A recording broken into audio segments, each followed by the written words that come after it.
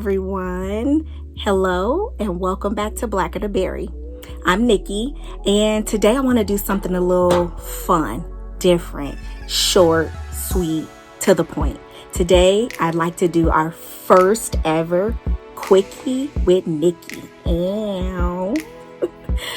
Quickie with Nikki basically is just something short, sweet, to the point, informational, fun, and has to do with beauty, of course. So if you're interested in watching, sit back, relax, and enjoy.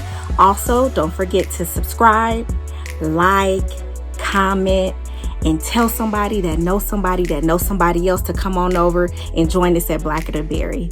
Also, don't forget to click the little bell that is located somewhere on either one of these sides. Click that bell and then you will be notified every time I upload a video. As I've said, thank you for joining me. Welcome back to all those who have watched me previously, and let's enjoy. See ya. Okay, so if you're still with me, that means you're kind of interested in this first ever Quickie with Nikki. Thank you. And to start off our first Quickie with Nikki, I'd like to discuss false lashes. I know, right? So for me, I'm not really that good at putting on false lashes or falsies or extensions or whatever you want to call them. I'm not that great at them. I just decide to wear like my own lashes 99% of the time. And so today I was just like, you know what? Maybe I can just give a brief history on lashes, where they come from, who started them, how did they become this big gigantic industry all by themselves. They come in different shades and different textures, wispies and natural looking, various different varieties of falsies or lashes. And so I decided, you know what, let me present something to my people today about lashes and exactly where they come from and why is it that they're so big here in 2020. So when did falsies begin? Where, when did this thing called false eyelashes start? We're gonna go all the way back to the 1400s. So back in the 1400s, women were actually doing the opposite. They were not adding hair or lashes to their eyelash line. They were actually plucking their eyelashes out. So in the 1400s, women were going crazy trying to get rid of all the lashes, mainly at the top of their eyelid, not so much at the bottom, but mainly at the top. And the reason that they were plucking their eyelashes out is because back in the 1400s, they related long hair or lashes on the eyes to like erotic disposition. So if you didn't want to look like, a hoe in the church house, you basically was plucking your lashes, which, ain't nobody got time for that today. But at any rate, it was the opposite back in the 1400s. Then now we're going to move forward a little bit to ancient Rome. And in Rome, this guy named Pliny the Elder thought that eyelashes were a symbol of youth. And he basically stated that eyelashes would fall out from excessive sex. So it was especially important for women to keep their lashes long to prove their chastity. I don't know if I necessarily agree with that, but back then, when in Rome, do as the Romans do. I guess I'm not really sure, but if you had lashes back then in Rome, then it was basically said that you were basically a virgin if you had long lashes. So I guess they were trying to decide if people were, with it or not by their lashes. So then, by the late 19th century, Pliny in Rome decided out of nowhere. Basically, he really didn't have any basis for this information, but that lashes were a sign of your chastity. People or women decided that they would start adding lashes to their eyelids. And back then there was no like adhesive glue and natural, lashes that we kind of are used to today. They didn't have that back then in Rome, of course. So what they started doing, which is very interesting in the medical field, but what they started doing was they started adding the lashes by having a surgeon sew them in to that first layer of skin in their eyelids. I don't know if I could really get down with that back then. I'm not sewing nobody's nothing onto my eyelids. As they was taking they would take cocaine powder. Yes, I said cocaine powder. Okay, they was taking some of that Becky, and they will put that powder on the eyelids, supposedly to assist with pain, which I'm not really sure how much pain was relieved by cocaine powder. Never tried cocaine, doesn't know if it relieves pain or not, but this is what they did back in the Gap. And they basically would just sew in hairs into the eyelid. So the women who couldn't afford those type of transplants or surgeries decided, you know what, we're gonna take this cheaper route over here, and we're going to get some material, and we're going to just get some hair and basically glue that onto the material, and then we're gonna slap that material right on our eyelids. We're gonna call it a day. And that's exactly what they did. They took some fabric, and then they would kind of sew like the natural hair. So most of the time it was like real hair. They would sew it on there, and then they would use some type of like adhesive and just like put it on their eyelid. And Ann Taylor, she decided to patent false lashes in 1911. And she was the first person to really patent it and kind of start making money off of it, other than those that were doing the transplanting. Okay, so now, and after Ann Taylor patented the lashes in 1911, they were here and there. And then in 1916, this guy named D.W. Griffith, he decided that he wanted one of his actresses to have these gorgeous, flamboyant lashes or whatever. And basically, in a nutshell, what he did was took some hair, put it on a piece of some type of adherent or some type of fabric, and then he made her put spirit gum on her eyelids. And yes, I said spirit gum on her eyelids, and basically stuck those false lashes on there for the movie. Eventually her eyes ended up infected, but it was pretty much after the actress shot most of the important scenes. And so the director, or D.W. Griffith, was happy with it because most of the important scenes were done, and her face looked a hot ass mess afterwards, but he didn't care because he got the shots that he needed. And then pretty much that was in 1916. So then 1921 is when the false lashes became really big in Hollywood and in the industry, entertainment industry. And so those were mainly the people or the women who were wearing false lashes was in the entertainment industry. If you were some type of actress, 9 times out of 10 you were wearing falsies. And then they began to get big in the 1930s with a lot of models, especially with Vogue magazine. They started featuring a lot of their models with false lashes. 1960s come along. They're huge now, especially over here in what we call America.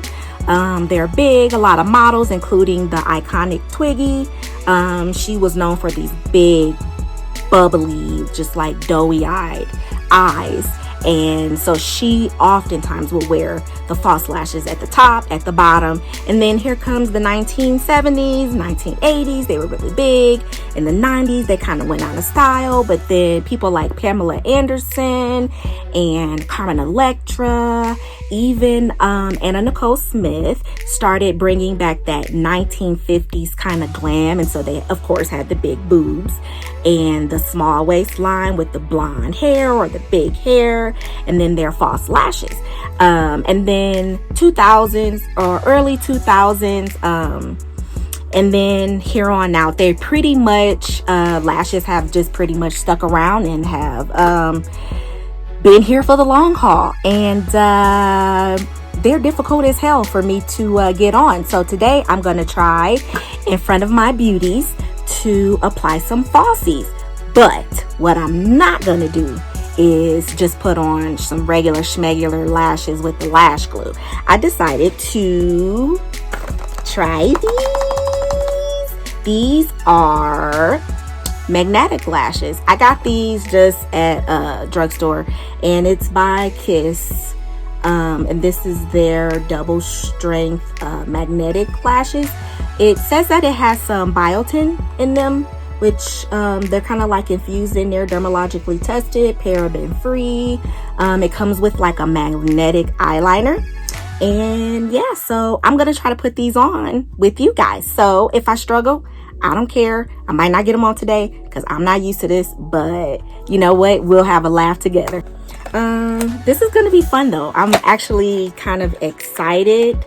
Never tried magnetic lashes before in my life. I can barely get regular lashes on my face, so this is gonna be kind of fun. And as you can see, I already basically did my makeup for today.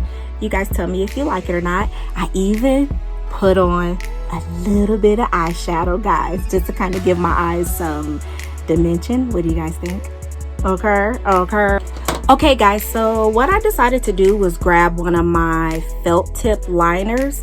This is by Tarte, and it's their Tarte TS double eyeliner. So it's like the kohl liner on one side, and then it's got the felt tip on this side. So here's a little tidbit about me. I don't really do wing liners that much. I don't know how to do them, and so I'm gonna try today. So I read the back of the box, and it says that you can pair the Kiss magnetic eyeliner with your favorite regular eyeliner to create your desired look. So what I was thinking about doing was lining my eye first with the regular eyeliner, and then going over it with the magnetic liquid liner as well, so I can kind of like know just about where I'm gonna go. So I'm gonna go draw this on, and then I'll pop back.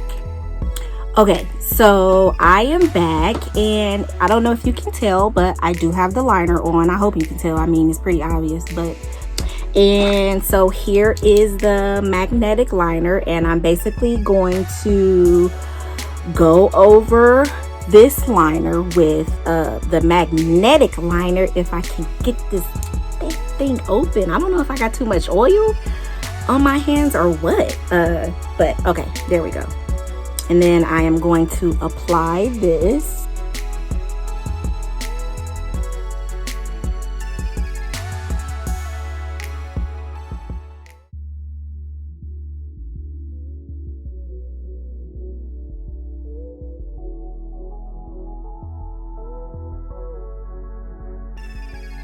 Okay guys, so we're back. I like to think that the last few coats have dried. So here we go. I don't know how this is gonna turn out, but here we go.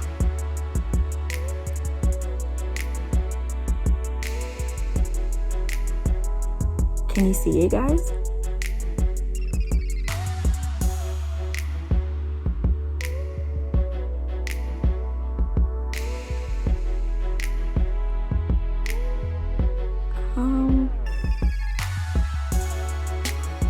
I'm not really sure. I think I have it on. I think I did it, guys, on the first try. And I'm not, listen, I swear to you, no cap, no lie, whatever everybody says nowadays, I have never done this before. Looks like we got the right one on, and then I'm gonna try to do the left one. And here goes this one.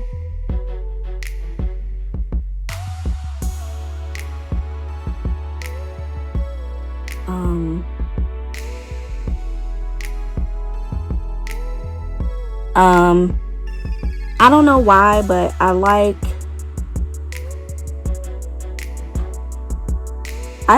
this one better than this side for some reason. Oh gosh, I can feel it. Oh, they're easy to adjust though. I mean, that's the good part about this, is that because it's magnetic liner, if you don't get it situated correctly or the way you want it on your eyelid, it's easy to adjust and fix versus taking them off and having to reapply the lash glue. I'm just putting a little bit of mascara on here, and they feel really, really like sturdy. Like, they feel, you guys, they feel really in place.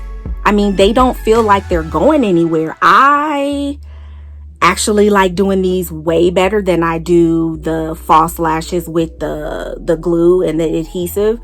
I would rather do this. I mean, this is easy. As you can see, it literally took me minutes and then they were on. I say mission accomplished. I think I did a good job for my first try with magnetic lashes.